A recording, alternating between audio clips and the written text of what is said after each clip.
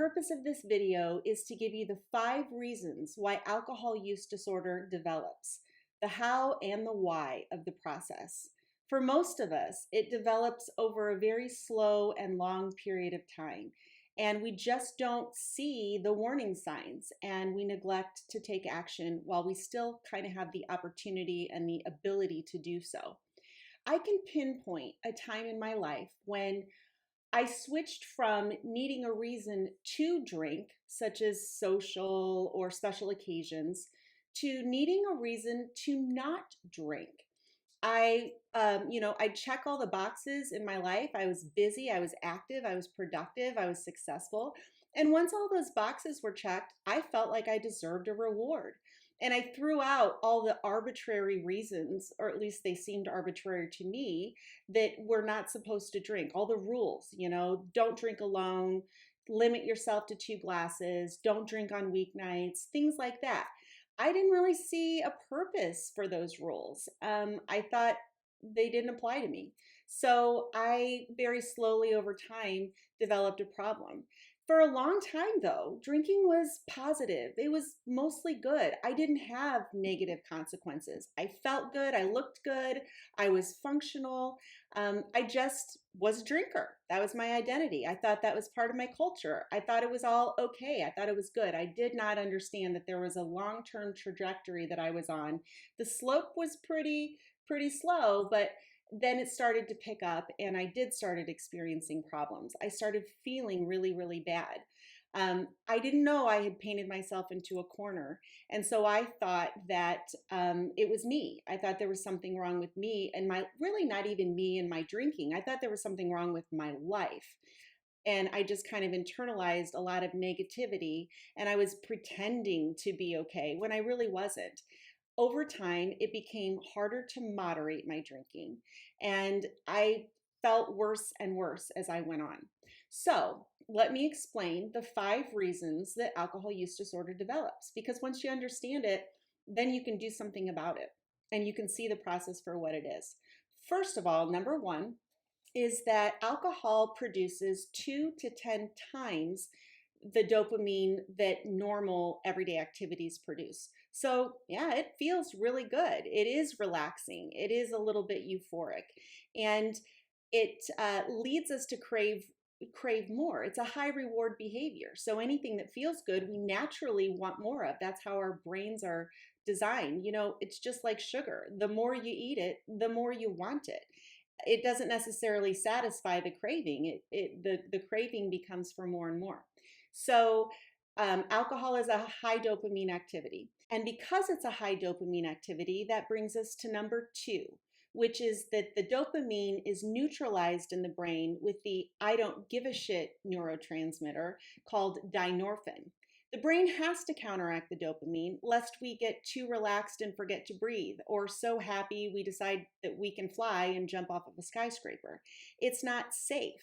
And so that dynorphin kicks in, and that brings in feelings of apathy. And that translates to, we drank 3/4 the bottle of wine and we're looking at the rest of it and we're like, who cares if I drink the rest? It doesn't really matter.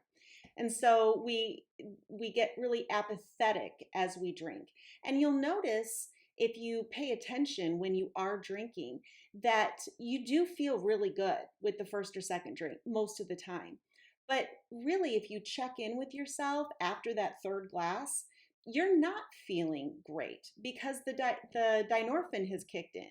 And ultimately, that actually leads to a craving for another drink because you're chasing the high that you started with in the beginning and you want to continue to feel that way, even though it's kind of in decline.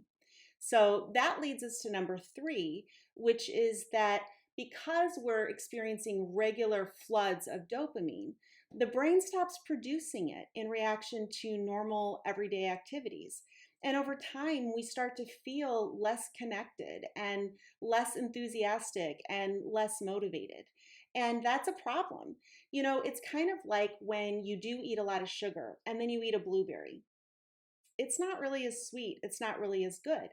And yet, because it's in comparison, and yet when you don't eat a lot of sugar and you have a blueberry, they're like the nectar of summer. They're just amazing, unless they're sour from the grocery store, but that's a different story.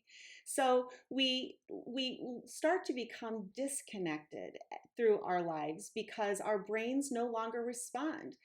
Our child smiles at us and our brain doesn't fire.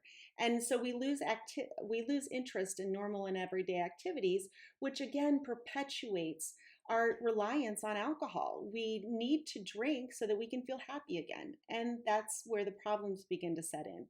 Number four, and this is huge, the brain, because alcohol is a depressant, the brain also counteracts the depressive effects with stimulating hormones like cortisol. And the problem is those stress hormones last a lot longer. So once the buzz wears off, that's why we wake up, way too early or in the middle of the night and we feel agitated. And then we move into the day and not even realizing it, if we're normal drinkers, we're in a chronic state of stress because we have artificially elevated levels of cortisol at all times. And that just feels normal to us. We don't realize how much stress alcohol places on our body. And so again, happy hour comes up and we've had a stressful day, artificially enhanced stress because of last night's drinking. But the only way to relieve that is to drink more. And that leads us to number five, which is that alcohol creates a craving for more alcohol. Basically, if you're a regular drinker, you're in a chronic state of withdrawal when you're not drinking. So when it comes time in the evening and you're like, well, it's Monday, I shouldn't have a drink. Ultimately, it's not that drinking would make you feel so good, it's that not drinking feels so bad. So you're just drinking to relieve the withdrawals. And those are the five steps to how alcohol use disorder develops. It's a very slow process and you don't really see it until kind of you look back in hindsight and you're like, "Oh, yeah, that applies to me." So, you can use this information to adjust your drinking and to make better choices for yourself now that you understand, the discomfort of withdrawals really aren't that bad. If you see them for what they are and don't misplace that discomfort as a product of somebody else's bullshit or your life circumstances. No, you're experiencing alcohol withdrawals and the best way to deal with that is to let that process and not pour more alcohol on the problem and make it worse. And facing it head on is the best thing I ever did. I attended a party this last weekend. I haven't had a drink in 15 months. And I've done a lot of work with my mindset. I don't feel like I'm missing out. I don't feel like, everybody can drink except for me. I don't have all the drama of, I think I'm an alcoholic, none of that stuff. There's so much you can do to just simply change your behavior, change your mindset, and move on with your life free of this addiction to alcohol.